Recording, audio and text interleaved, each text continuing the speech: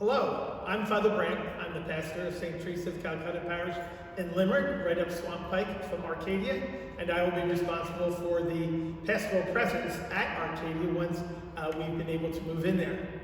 During this time of Holy Week, we focus on some of the most spiritual aspects of our faith. We undergo very difficult and challenging times as Jesus is in the Garden of Gethsemane, goes to Calvary to be crucified, and is buried.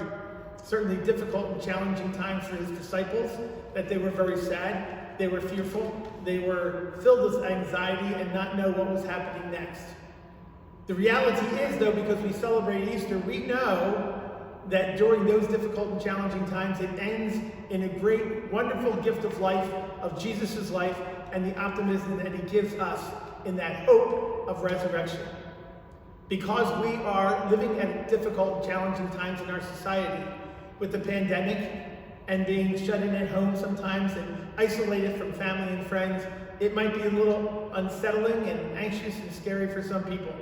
But just like those disciples that stood at the bottom of the cross, that stood by the grave and so forth of Jesus, they too were ultimately filled with great hope and life as Jesus rose from the dead, and that is the promise that we live in our lives.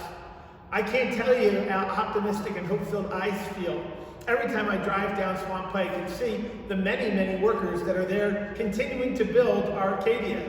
The gentlemen that are building on the outside, I saw them taking some drywall into the building the other day, knowing that the inside is being finished up. That despite many times people needing to stay at home, the workers who are building Arcadia continue to work there and are being very hard workers, making this dream come true for all of us.